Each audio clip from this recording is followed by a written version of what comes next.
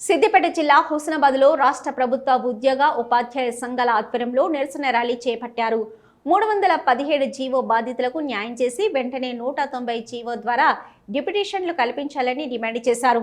4.5 సంవత్సరాలుగా 317 జీవోతో ఇతర జిల్లాల్లో పోస్టింగ్లు ఇవ్వడం పట్ల నానా ఇబ్బందులకు గురవుతున్నామని ప్రభుత్వ ఉద్యోగులు ఆవేదన వ్యక్తం చేశారు. ఉదయం 3 గంటలకే లేచి ఇతర జిల్లాల్లోని దూర ప్రాంతాలకు విధులకు వెళ్లి సాయంత్రం 10 గంటల వరకు ఇంటికి రావాల్సి వస్తుందన్నారు. 4.5 ఏళ్లుగా బంధువుల వివాహ శుభకార్యాలకు కూడా వెళ్లడం లేదని ఆందోళన వ్యక్తం చేశారు. కాంగ్రెస్ ప్రభుత్వం వస్తే తమకు న్యాయం జరుగుతుందని గెలిపించుకున్నామని, కానీ ఇప్పటి వరకు ఎన్నిసార్లు ముఖ్యమంత్రిని మంత్రులను కలిసినా తమ సమస్య పరిష్కారం కావడం లేదన్నారు.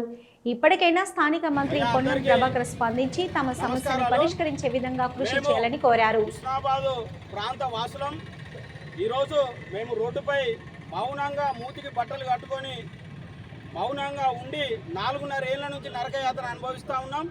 అందు గురించి మేము భారత రత్న, భారత రాజ్యాంగ నిర్మాత, ప్రపంచ మేధావైనటువంటి డాక్టర్ బిఆర్ అంబేద్కర్ గారికి ఒక వినతి పత్రం ఇస్తూ ఉన్నాం.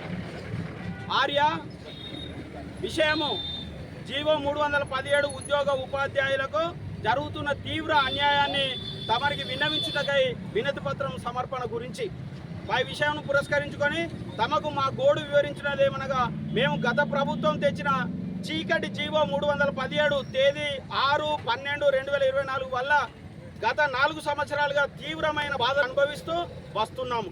అయితే గత ప్రభుత్వం తీసుకువచ్చిన జీవో 317 వలన వేలాది మంది ప్రభుత్వ ఉద్యోగులు, ఉపాధ్యాయులు స్థానికతను కోల్పోయి సుదూర ప్రాంతాలకు బదిలీ చేయబడ్డారు.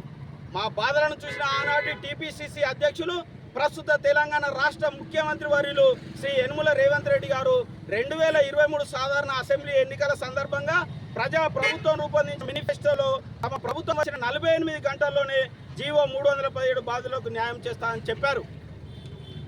తమరు అంబేద్కర్ గారు చిన్న రాష్ట్రాలను ప్రజాపాలన సౌలభ్యం కొరకు ఎప్పుడైనా ఏర్పాటు చేసుకోవచ్చని భారత రాజ్యాంగంలో అవకాశం కల్పించారు. మేము కూడా ఉమ్మడి ఆంధ్రప్రదేశ్లో ప్రాంతేతరుల దోపిడీ పెరిగిపోయిందని ప్రొఫెసర్ జయశంకర్ సారు చూపిన మార్గంలో తెలంగాణ ఏర్పాటుకై మలిదశ ఉద్యమంలో మేమంతా పాలు పంచుకున్నాం. జూన్ 2న 2014లో తెలంగాణ రాష్ట్రం ఏర్పడ్డది. ఇక మన రాష్ట్రం సుభిక్షంగా సౌకర్యవంతంగా ఉంటుందని భావం. ఈ తరుణంలో అప్పటి ఉద్యమ ప్రభుత్వం 10 జిల్లాలను 33 జిల్లాలుగా ఏర్పాటు చేసింది. అయితే జిల్లాల విభజన, కొత్త జోన్ల ఏర్పాటు, తెలంగాణ ప్రభుత్వం నూతన రాష్ట్రం ఏర్పాటు చేసుకున్నందున 2018లో ప్రెసిడెన్షియల్ ఆర్డర్లో తెలంగాణ ప్రభుత్వానికి ఉద్యోగుల విభజన చేయాలని సూచించింది. అయితే ఈ PO 2018ను గత ప్రభుత్వం పక్కన పెట్టింది. మళ్ళీ కేంద్రం ఉద్యోగుల విభజన చేయకుండా కేంద్ర నిధులు నిలుపుదల చేస్తామని చెప్పగా జీవో 317 తేదీ 6/12/2020 కన్నా అప్పటి రాష్ట్ర ప్రభుత్వం తీసుకువచ్చి ఉద్యోగులను వివిధ ప్రాంతాలకు సీనియారిటీ ప్రాతిపదికన స్థానికత అంశం పరిగణలోకి తీసుకోకుండా బలవంతంగా బదిలీ చేసింది. జీవో 317 ద్వారా బదిలీ అయిన ఉద్యోగ ఉపాధ్యాయులు గత 4.5 సంవత్సరాల నుండి తీవ్ర ఇబ్బందులు పడుతున్న క్రమంలో ఒక ఆశాకిరణం లాగా ప్రస్తుత ప్రజాప్రభుత్వం, ప్రస్తుత సీఎం గారు ఇచ్చిన హామీతో ఉద్యోగుల సహకారంలో రాష్ట్రంలో ప్రజాపాలన ఏర్పాటు చేసుకున్నాము. మన హుస్నాబాద్ నియోజకవర్గం నుండి శాసనసభ్యులుగా గౌరవ ప్రస్తుత రాష్ట్ర రవాణా, బీసీ సంక్షేమ శాఖ మంత్రులు శ్రీ పొన్నం ప్రభాకర్ గారు విజయం సాధించారు. ఇందుకు ఉద్యోగ ఉపాధ్యాయులు ఎంతో కృషి చేశారు.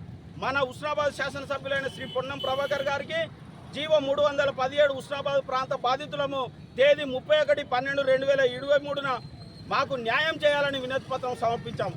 అప్పుడు వారు తప్పకుండా న్యాయం చేస్తామని హామీ ఇచ్చారు. తెలంగాణ రాష్ట్ర కేబినెట్ మీటింగ్ ఎప్పుడు జరిగినా నేను మీకు ప్రభుత్వ న్యాయం చేసేలా చూస్తానని చెప్పారు. తర్వాత కొద్ది రోజులకే గౌరవ ఎమ్మెల్యే గారి క్యాంపు కార్యాలయం ఆవరణలో ప్రభుత్వ ఉద్యోగులు, ఉపాధ్యాయులు మరియు ఆర్టీసీ ఉద్యోగులు తమ పనులకై ఈ కార్యాలయానికి రావద్దని నేరుగా హైదరాబాద్ కార్యాలయానికి రావాలని తెలుపుతూ ఓ ఫ్లెక్సీని ఏర్పాటు చేయించారు.